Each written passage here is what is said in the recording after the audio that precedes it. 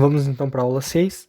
Aqui eu vou falar sobre árvores geradoras mínimas e também sobre o algoritmo de Kruskal. Bom, aqui esses são os conteúdos que eu vou apresentar nessa aula. Primeiro, o que é uma árvore? Árvore ele é um tipo especial de grafo, tá? É bastante importante. Tem muito conteúdo sobre árvores específicas. E uma árvore, então, ela é um grafo não direcionado, conexo e acíclico. Tá? Esses aqui são exemplos de árvores. E agora eu vou definir o que seria uma floresta. Uma floresta é um grafo que é composto por várias árvores. Então, se eu pegar, por exemplo, todas aquelas árvores que eu mostrei no primeiro exemplo e juntar num único grafo, esse grafo vai ser uma floresta. Árvore enraizada. Uma árvore enraizada é uma árvore onde a gente destaca um único nodo e chama ele de raiz. Então, aqui, se eu pegar essa árvore e destacar o nodo 3 e dizer que ele é a raiz, isso aqui vai ser uma árvore enraizada. Árvores enraizadas, normalmente a gente representa elas em níveis assim.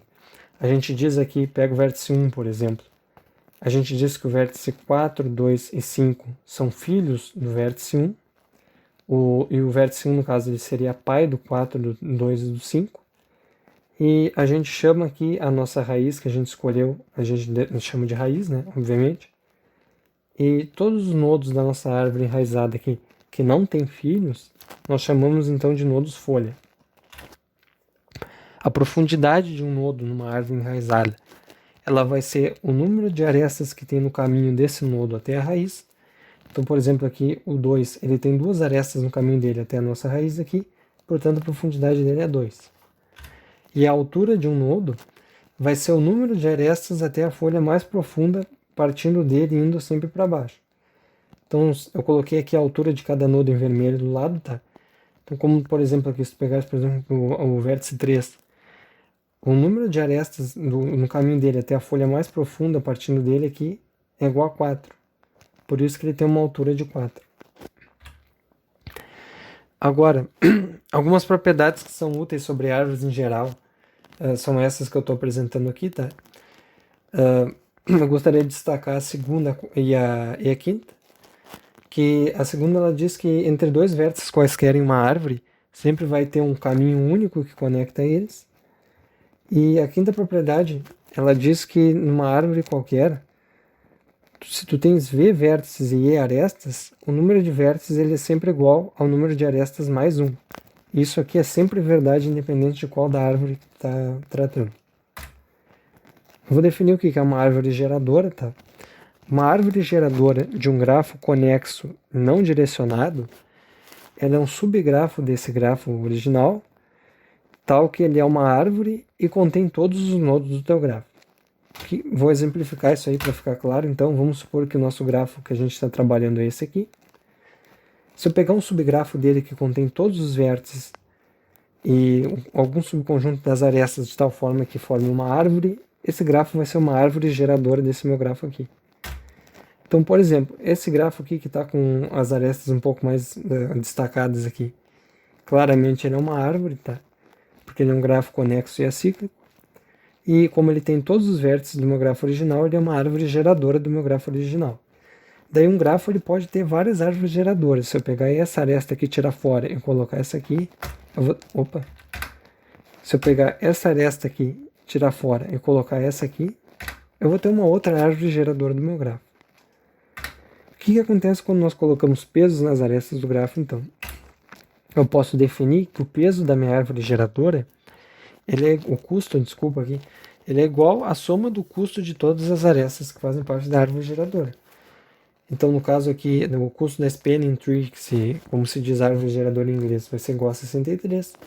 Só que como eu posso ter várias árvores geradoras, eu posso ter diferentes árvores geradoras com diferentes custos. Então, se eu tirar essa aresta e colocar de cima, eu vou ter uma outra árvore com custo de 46. O problema da árvore geradora mínima, ele é como descrito a seguir. Tu tens um grafo conexo não direcionado e tu queres identificar quais são as arestas que fazem parte de uma árvore geradora desse grafo, tal que o custo da árvore geradora é o menor possível. E só aqui informando de novo, destacando que um grafo ele pode ter mais de uma árvore geradora mínima também. Para resolver esse problema, a gente utiliza o algoritmo de Kruskal ou o algoritmo de Prim também, que é um outro algoritmo bastante clássico para árvore geradora mínima. Eu vou apresentar aqui para vocês o algoritmo de Kruskal, tá? Ele recebe como entrada, então, um grafo conexo e não direcionado, e como saída ele informa quais são as arestas desse grafo que fazem parte de uma árvore geradora mínima dele. Então, vou mostrar o algoritmo de Kruskal nesse grafo aqui.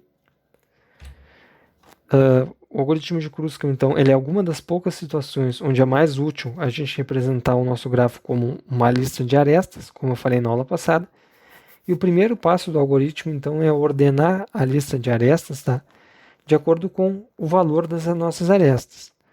Daí a gente ordena essa lista em ordem crescente, partindo da aresta de menor custo para a aresta de maior custo. Então, o primeiro passo do algoritmo é fazer essa ordenação das arestas. Depois a gente faz o seguinte, a gente faz como se tivesse tirado as arestas do nosso grafo e nós vamos começar a adicionar as arestas de novo no grafo. Primeiro a gente escolhe a aresta que tem o menor custo de todos e adiciona. Quando a gente adiciona uma aresta no grafo de novo, a gente vê se formou um ciclo. Se não formou um ciclo, a gente deixa ela ali e segue adiante. Então testamos agora a próxima aresta. Não formou um ciclo.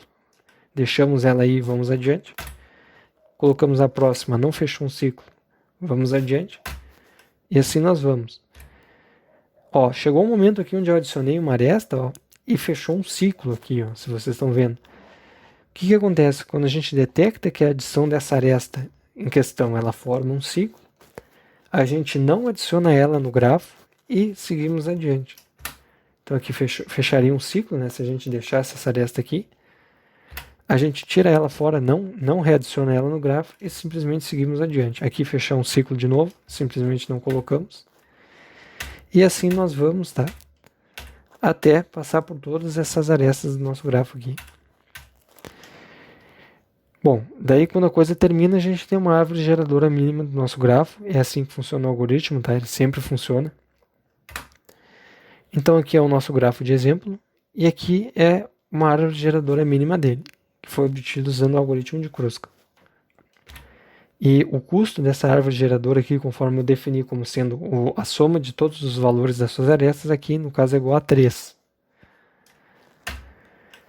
Bom, agora como que a gente faz para determinar se ao adicionar uma nova aresta no grafo a gente vai formar ou não um ciclo? A primeira coisa que todo mundo faz na primeira vez que implementa o algoritmo de Kruskal é usar a seguinte estratégia. É ver se a aresta que eu estou adicionando, as duas extremidades dela já foram visitadas. Então eu vou mostrar aqui para vocês por que essa estratégia não funciona, tá? Vou usar como exemplo esse grafo aqui. Aqui já está a lista ordenada das arestas, tá? E estou utilizando um vértice de cobertos aqui para dizer se eu já cobri ou não os vértices com as arestas que eu estou adicionando. Bom, adiciono a primeira, cobri os vértices 0 e 2. Marquei ali como cobertos. Vou para a segunda aresta, cobri os vértices 1 e 3. Marquei como cobertos. Quando eu for adicionar a terceira aresta aqui, tu vê que as duas extremidades dela já estão marcadas aqui como cobertos, ó. Então isso seria uma estratégia que todo mundo pensa assim, quando a primeira vez que eu implementar esse algoritmo, se eu fizer isso eu vou detectar ciclo. Só que nós estamos vendo aqui, obviamente, que a adição dessa aresta aqui não vai fechar um ciclo, tá?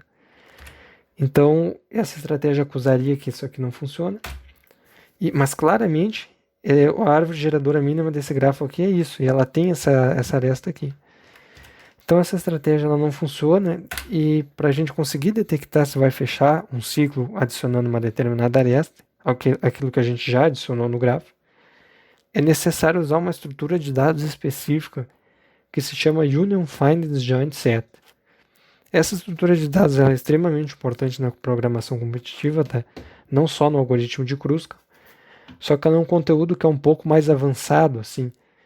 Então, se vocês já estão um pouco avançados, já conseguem trabalhar bem com grafos, assim, ou com outras estruturas de dados mais simples, eu recomendo que vocês dêem uma estudada nessa estrutura aqui, se tu tem interesse realmente em desenvolver na programação competitiva.